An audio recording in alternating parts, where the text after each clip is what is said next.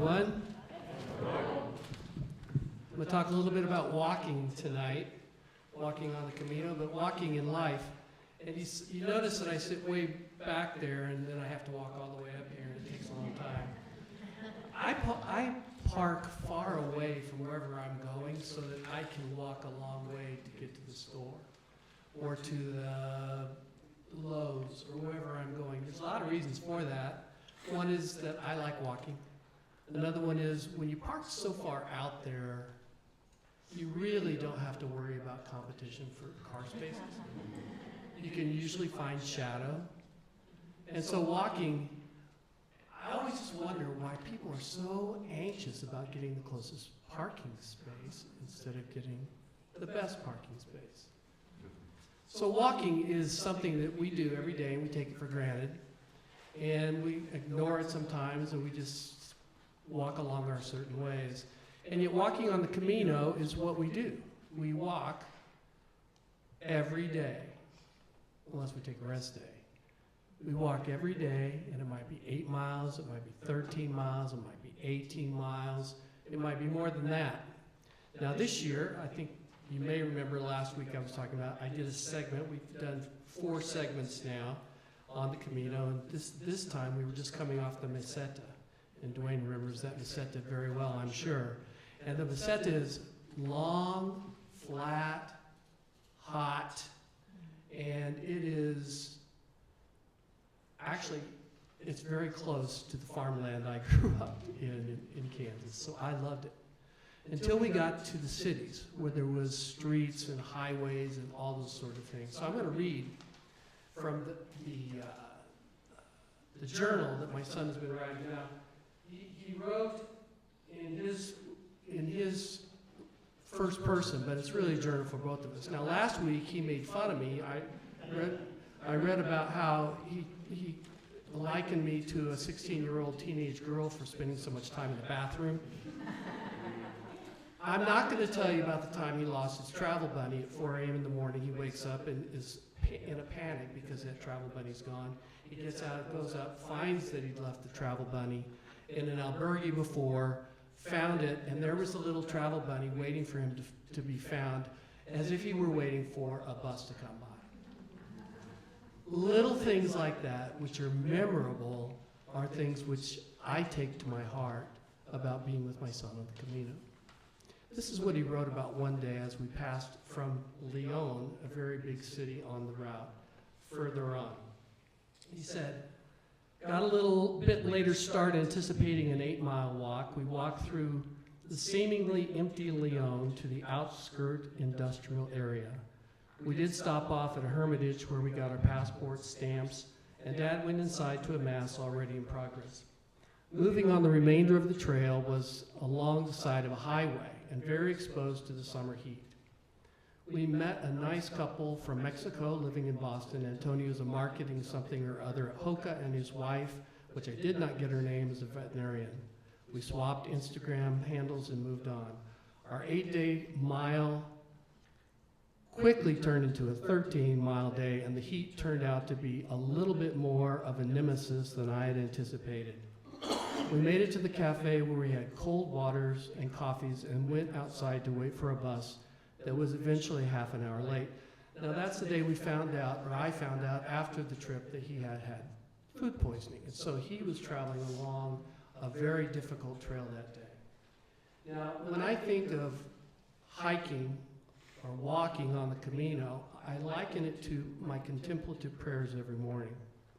Every morning I sit in quiet and spend 20 minutes, almost every morning, 20 minutes breathing in and breathing out, centering prayer.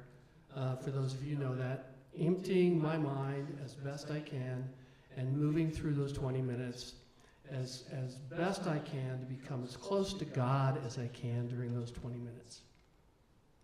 In a way, the Camino is an extension of that 20 minutes, and it may be 8 miles, or it may be 13 miles, or it may be 18 miles.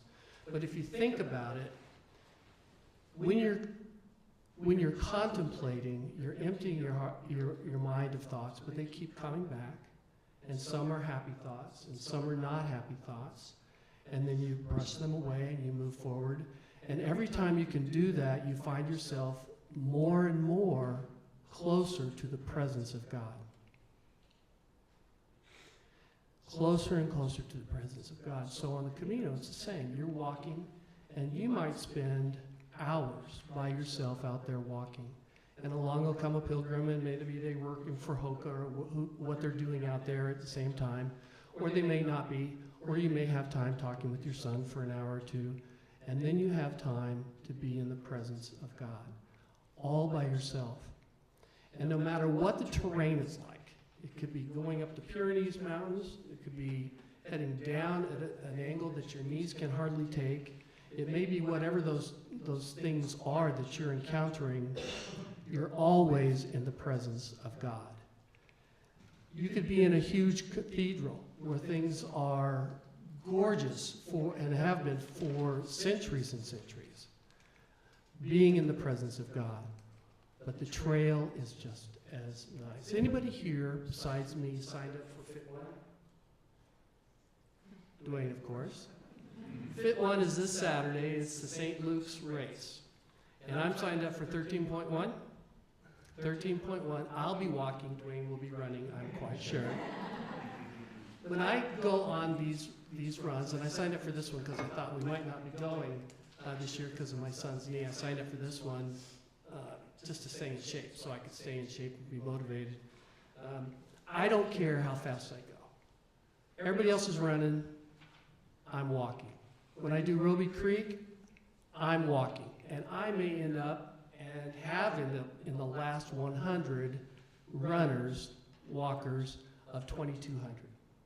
And I'm there to enjoy the journey, the presence as the presence of every step, as Irene talked about during that day.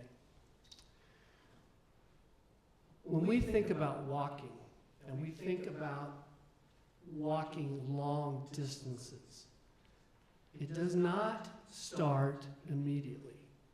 I remember when I first started walking, running a few years ago, when I was like 37, 38, and I couldn't run at all. And I said, I'm going to learn to run long distances. So I said, tomorrow morning I'm getting up and I'm going to start. So I'd get up in the morning, alarm would go off, I'd hit the alarm and go back to sleep. The next day I'd do the same thing, get up, go out, run down the driveway, turn around, go back to sleep. After about a week, I was running around the block. After about a month, I was running a half a mile. And after about 6 months, I was running a half marathon. And then I eventually, at the age of 39, ran my first marathon. It takes practice to develop something that's worthy. And that's true of the way. That's true of the way of Jesus. That's true of all of our spiritual practices. If you want to follow Jesus, if you want to follow the way, you have to practice. It's not just a one-off. I'm going to be generous tomorrow and say, okay, I'm a generous person. No, it's a practice of being generous day in and day out. If I want to be sacrificial like Jesus, I need to be in the practice of being sacrificial. This is what the writer Buchanan wrote. He wrote a book called God Walk, Moving at the Speed of Your Soul. And he said, we walk because 3 miles an hour, as the writer Rebecca Solnit says, is about the speed of thought and maybe the speed of our souls. We walk because if we go much faster, much longer, we'll start to lose ourselves. And if you go faster than you can, you're not there, you're not present. You're thinking about everything but being in the present moment and experiencing nature and everything that's wonderful about it. We walk because if we go much farther, we'll lose ourselves, our bodies will atrophy, our thinking will jumble, our very souls will wither. I walk because 3 miles an hour seems to be the pace God keeps. It's God's speed. Walk this way on the Camino. There are arrows pointing your way to stay on the trail. If you don't see the arrows, you may get off the trail. The same thing's true of life. Some trails on the landscape lead to good places, some not. It's also true of life. The early church, he says, was the same. They referred to the faith and maybe to Christ himself as the way. not the way of the Compostela, the Santiago de Compostela, the Camino. It's not that way. That's part of the way, but the way of Jesus, the way he lived his life, sacrificially, genuinely. He says, in John's Gospel, Jesus tells his disciples that he is the way, the truth, and the life. The first Christians, after all, heard Jesus say, I am the way, long before John wrote down those words. The way. I can't theorize about walking the Camino. I can't theorize about walking this Saturday. I can't theorize. The way. Not an idea, not an ideal, not the doctrine, not the philosophy, not the moral teaching, not the institution. The way of Jesus comes from practicing following Jesus as many days as we can, as often as we can, as we become more Jesus-like, more like the person we would like to be, the person we would like to follow.